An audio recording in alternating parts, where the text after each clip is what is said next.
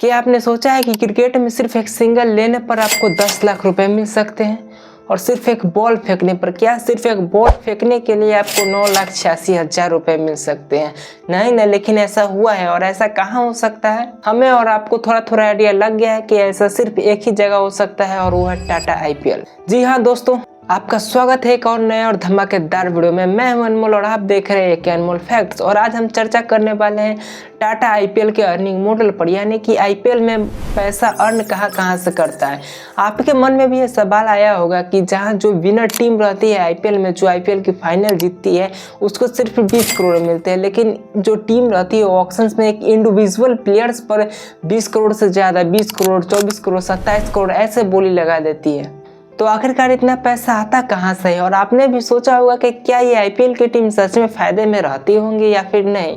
तो देखिए, सबसे पहले तो हम बात करते हैं IPL में होने वाले खर्चों की, उसके बाद बात करेंगे होने वाले प्रॉफिट्स की। देखिए, IPL में सबसे पहले होता है ऑक्शन और फ्रेंचाइजी प्लेयर्स पर बिड करती है अपने टीम में शामिल करने के लिए। और BCCI एक स्पेसिफिक अमाउंट फिक्स करती है ताकि अगर किसी टीम के मालिक अगर कुछ ज़्यादा ही पैसे वाला निकले तो पैसों का धौंस दिखाकर सारे अच्छे प्लेयर्स को अपने टीम में शामिल कर लेंगे।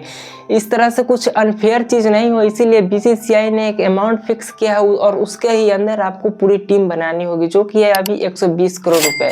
और 120 करोड़ रुपए में ही आपको फ्रेंचाइजी को टीम बनानी होती है। और एक फ्रेंचाइजी मैक्सिमम 25 प्लेयर्स की टीम बना सकती है और 25 प्लेयर्स को खरीद सकती है। ऑक्शन दो टाइप्स के होते हैं, एक होता है मेगा ऑक्शन और एक होता है मिनी ऑक्शन। मिनी ऑक्शन तो हर एक साल होता है और मेगा ऑक्शन 3 सालों में एक बार होता है। और देखिए, जो मेगा ऑक्शन होता है उसमें टीम अपने जो पिछले साल उन्होंने जो प्लेयर्स को खरीदा है उसमें से वो मैक्सिमम सिर्फ 6 प्लेयर्स को ही रिटेन कर सकती है, जो कि 2025 के ऑक्शन में जो हुआ था मेगा ऑक्शन, उसमें ऐसा ही रूल था। लेकिन उससे पहले क्या होता था, 2022 में जब मेगा ऑक्शन हुआ था उसमें रूल था कि आप सिर्फ मैक्सिमम 4 ही प्लेयर्स को रिटेन कर सकते थे। लेकिन अब रूल चेंज हो गया है, अब टीमें 6 प्लेयर्स को रिटेन कर सकती है। और मिनी ऑक्शन में ऐसा कोई भी लिमिट नहीं होता है और टीमें चाहे तो कितने भी प्लेयर्स को रिटेन कर सकती है। और वीडियो में आगे बढ़ने से पहले प्लीज़ वीडियो को जरूर लाइक कीजिएगा और अपने फेवरेट टीम का नाम भी जरूर नीचे कमेंट कर दीजिए। और चैनल पर नए तो प्लीज़ चैनल को भी जरूर सब्सक्राइब कर दीजिएगा।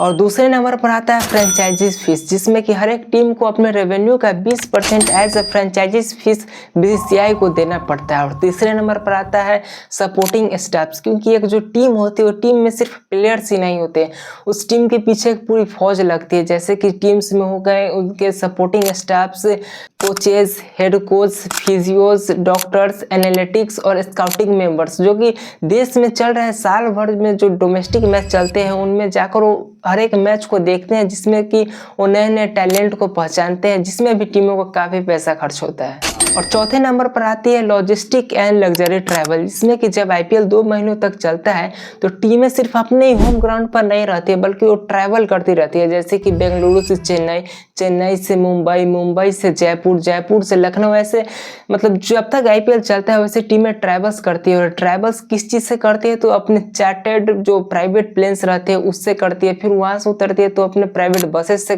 करती है टीम में ट्रैवल, तो उसमें भी काफ़ी पैसा खर्च होता है।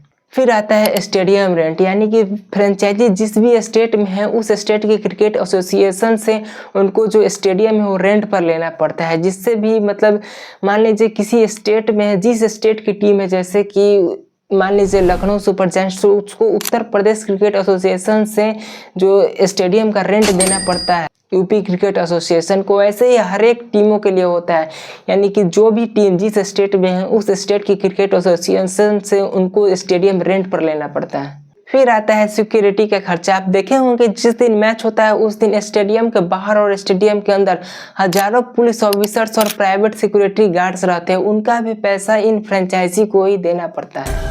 और इन सारे खर्चों को मिला ले तो फ्रेंचाइजी को एक सीजन में 200 से 250 करोड़ तक का खर्चा हो जाता है। ये तो हो गई खर्चे की बात। अब हम करते हैं असली प्रॉफिट की बात, यानी कि एक IPL टीम अर्न कहाँ से करती है। तो पहले बात करते हैं मीडिया राइट्स की।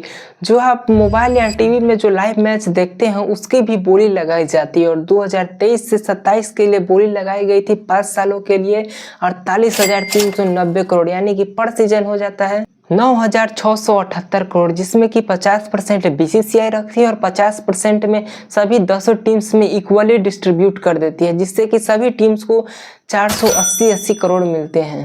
यानी कि 480 करोड़ का तो अर्निंग यहाँ से हो गया।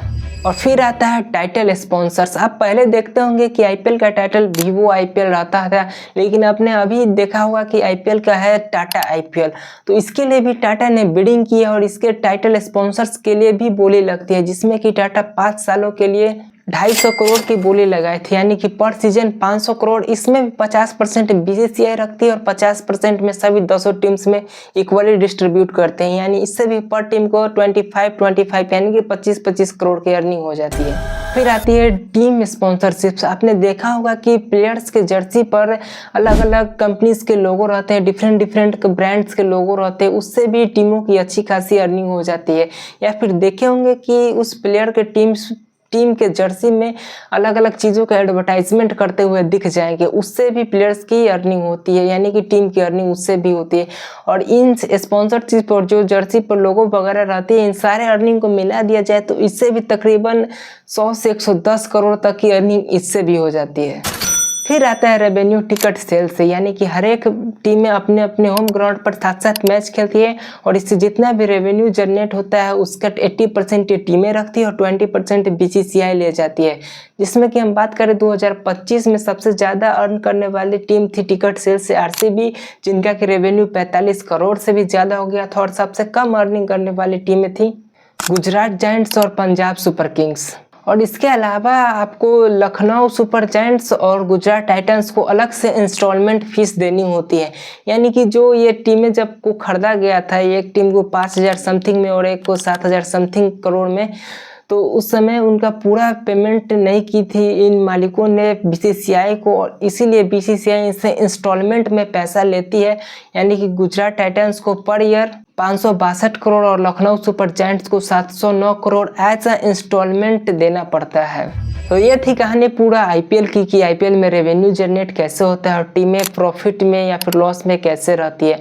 और इसमें एक टर्म और आता है जो मतलब इसमें एक और अर्निंग का सोर्स है, जो भी टीम क्वालिफायर्स में जाते हैं या फिर फाइनल जीतती है उनको भी प्राइज मनी मिलता है। जैसे कि जो टीम फाइनल जीतती है उनको मिलता है 20 करोड़ और जो टीम रनर अप रहती है उसको भी 12 से 13 करोड़ मिलते हैं और जो टीम क्वालिफायर 2 में हारती है उनको मिलती है 7 करोड़ और जो मतलब एलिमिनेटर में हारती है उनको मिलते हैं 6.5 करोड़। तो ये थी आईपीएल की पूरी कहानी। उम्मीद करता हूँ कि आपको वीडियो बहुत पसंद आई होगी। अगर पसंद आए तो प्लीज़ वीडियो को लाइक ज़रूर कीजिएगा और इस वीडियो को आप अपने दोस्तों में भी ज़रूर शेयर कीजिएगा जिनको आईपीएल में रुचि है। और चैनल पर नए तो प्लीज़ चैनल को भी जरूर सब्सक्राइब कीजिएगा और अपने फेवरेट आईपीएल टीम का भी नाम जरूर नीचे कमेंट कर दीजिएगा। मिलते हैं आपसे अगले वीडियो में, तब तक के लिए जय श्री राम, राधे राधे, हरे कृष्णा। और वीडियो के शुरुआत में पहले जो मैंने बोला था कि एक सिंगल लेने पर 10 लाख और एक बॉल फेंकने पर 9,86,000, वो बात बिल्कुल सही है, क्योंकि 2025 के ऑक्शन में देखेंगे जितने में ऋषभ पंत बिके थे और उन्होंने जितने रन बनाए थे उससे डिवाइड कर लीजिए और मिचेल स्टार्क जितने बिके थे और उन्होंने कितने बॉलें फेंकी थी उससे आप डिवाइड कर लीजिए तो आपको पता चल जाएगा।